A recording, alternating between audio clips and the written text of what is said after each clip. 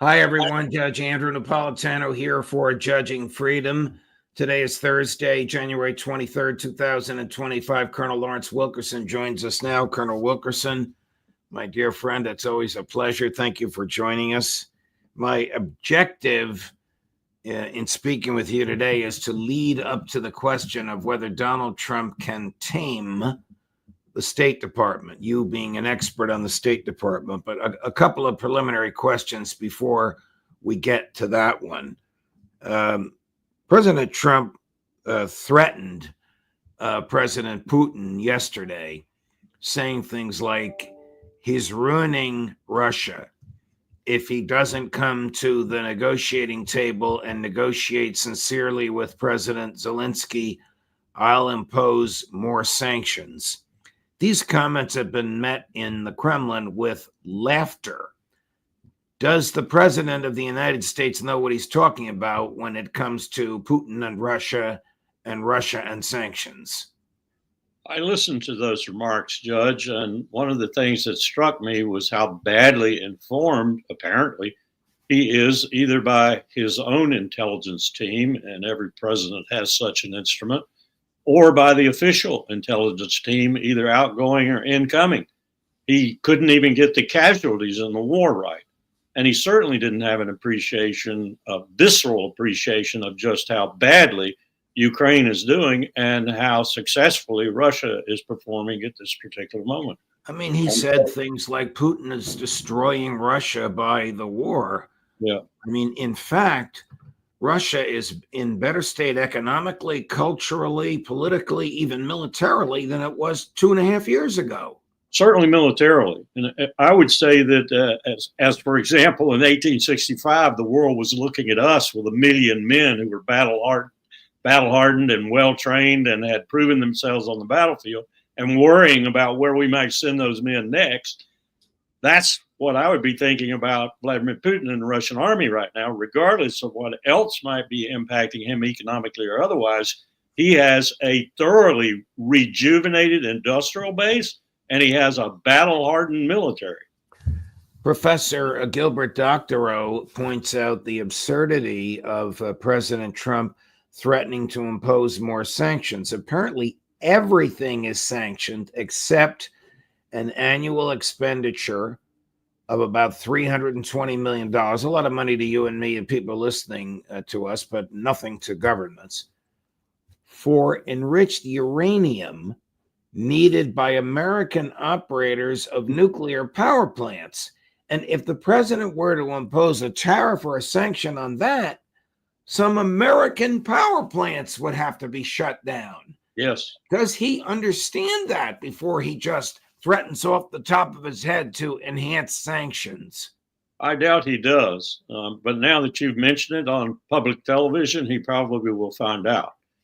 And I would dare say there are other items like that, not so visible and not so explosive, if you will, but there are other items. And there are certainly banks in this country that are still handling in a money laundering way and even in a publicly legal way, Russian money, oligarchical money mostly.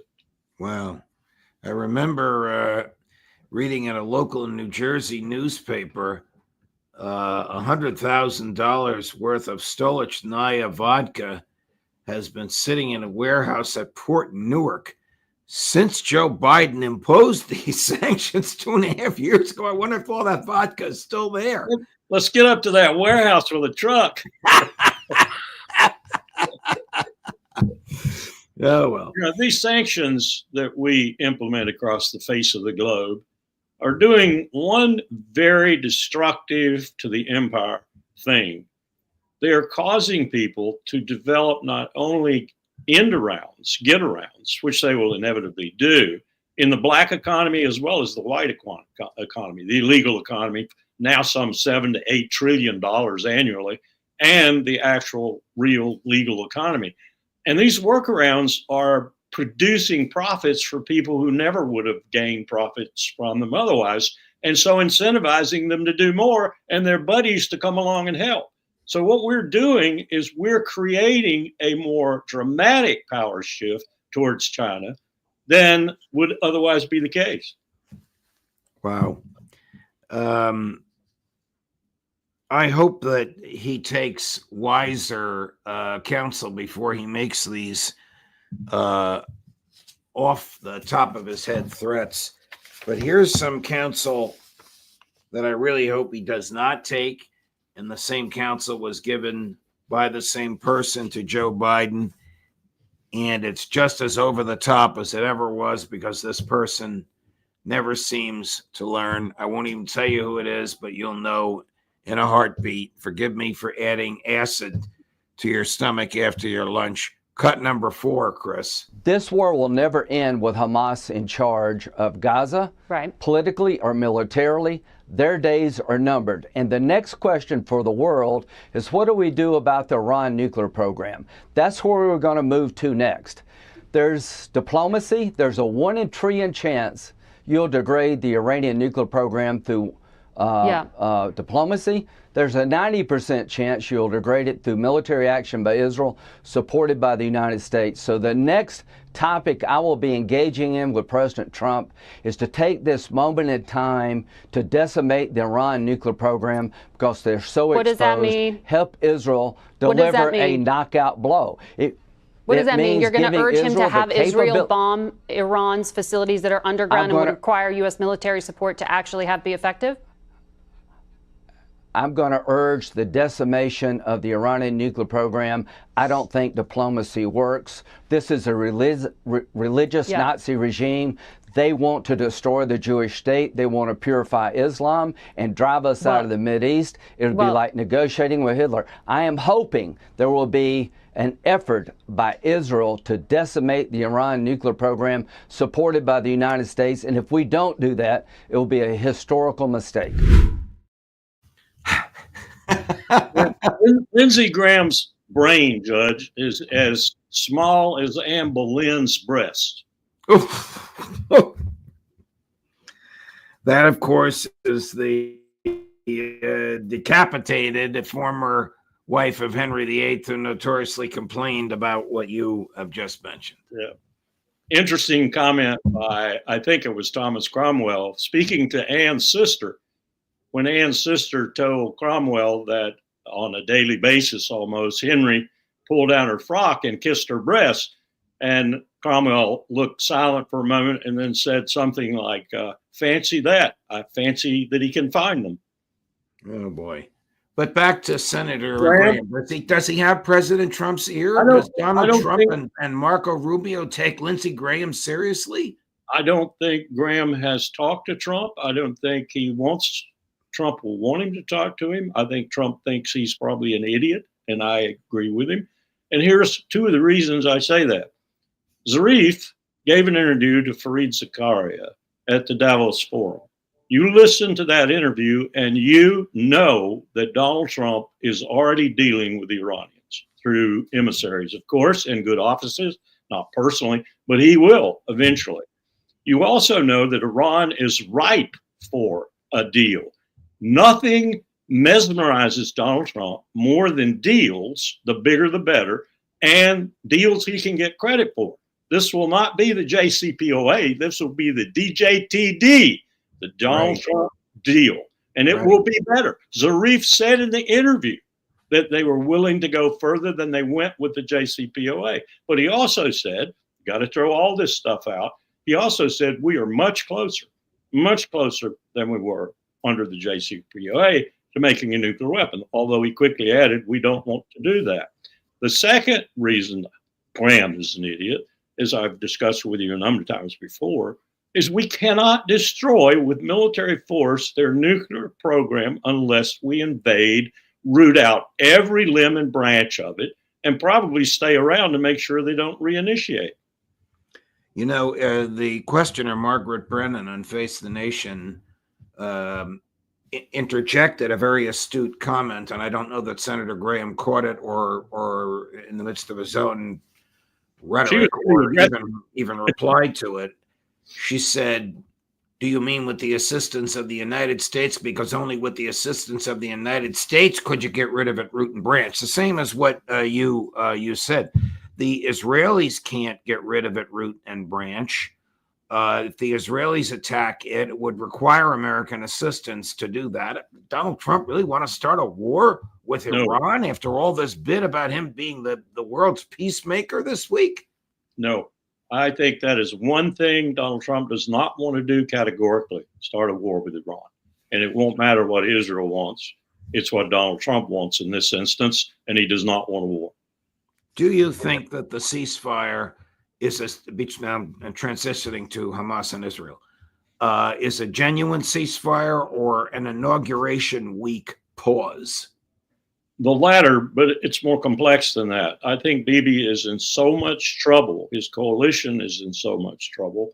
He's now trying to get Ben Gvir behind the scenes. He's working on Ben Gvir to get him to come back and promising him all manner of things, I'm sure, that you're going to see. It's going to be really, really lucky if we get into the second phase. This first phase is not really a ceasefire. It's just like what was happening in Gaza. He's up the ante on the West Bank, actually. He's going more aggressively there to eliminate people and get settlers new property. And in Gaza, he's got that planned, and that means the IDF can't leave. He's already replacing the leadership to get people in there who are more, I assume, more responsive to his wishes, and the IDF's going to linger. So if the IDF's going to linger, that's a violation of the ceasefire agreement. It'll all depend on how badly Hamas sees that and decides to do what it wants to do.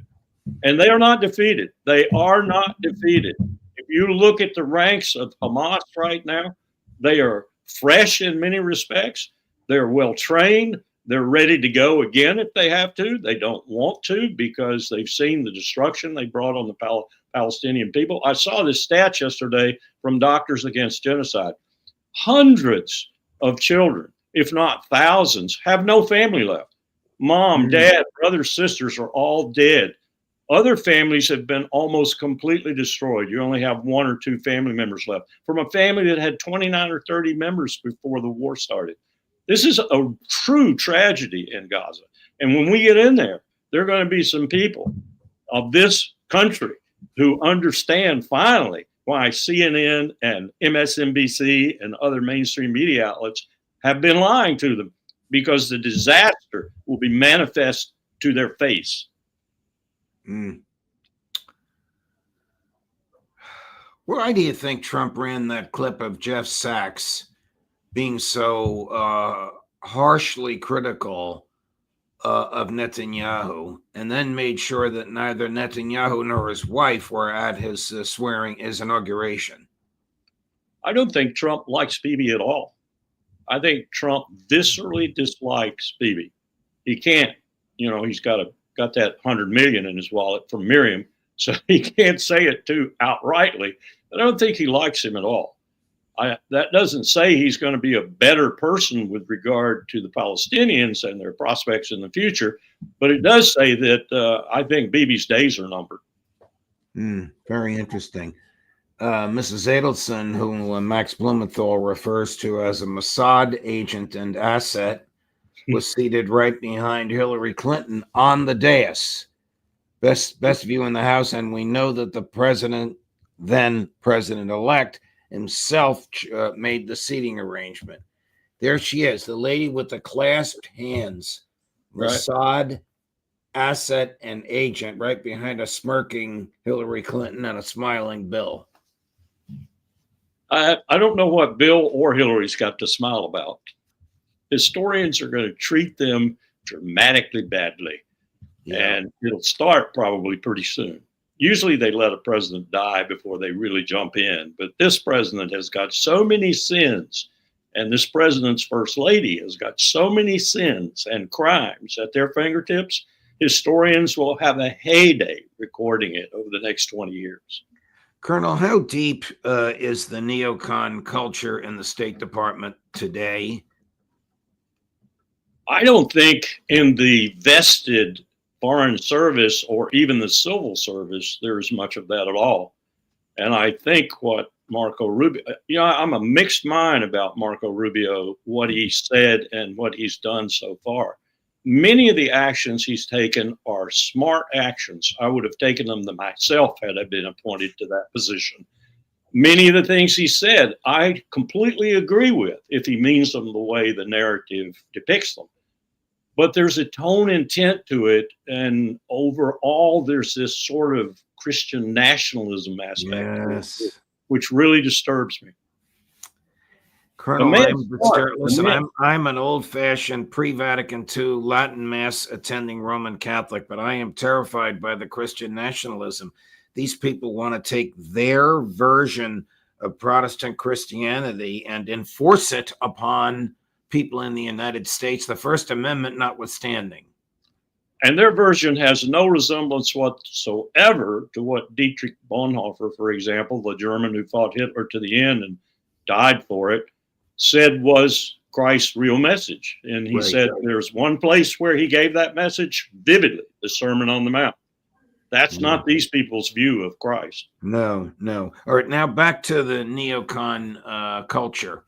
I mean, the reason I ask you this is, however articulate or determined Secretary Rubio might be, is the culture in the State Department so deeply neocon that he won't be able to change it?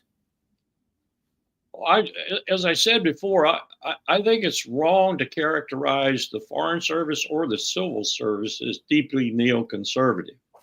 I would say that if you wanted to paint them with the brush, you might paint Dean Acheson, or that you might paint George Kennan, or you might paint others of that ilk. I'd be agreeing with it. Okay, the mentality that fomented the coup in Ukraine in 2014 and continued. Correct. Whatever you want to call that, does that mentality pervade in the State Department? There is a certain degree of America first, America second, America third bred into the Foreign Service, not so much the Civil Service. But it's not neoconservatism. It's a very different kind of conservatism, if you will. It's Foreign Service conservatism. It's I'm here to do America's job in this embassy or this consulate. And whatever I'm told to do in terms of selling America or doing that job, I will do unless it's immoral or unethical, and then I will object and I'll do it up the dissent channel. That's a better description of it. Wow. Blinken brought it. Judge, there's two ways to run the State Department. George Shultz and Colin Powell are the only secretaries of state since World War II that did it the first way and the least done way. That is to take the Foreign Service in hand and use it adroitly, carefully, and personally. The other way is the way Hillary did it, Madeline did it, almost every other Secretary of State in the post-World War II area did it. That is to bring your political team on the sixth floor, bring it around you and let them do American foreign policy, and to hell with the Foreign Service and the Civil Service. Wow. Colonel, do we know if the United States is still supplying Ukraine? I mean, Zelensky's been all over Davos and he hasn't complained that the gravy train has stopped. As far as I know, there is still equipment going and still money going. And there's EU equipment and money going too, or NATO. And the EU. The EU is covering itself with disaster right now.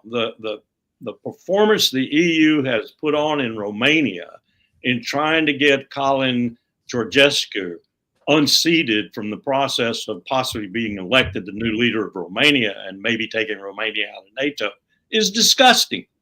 The EU is acting as if it were a little CIA.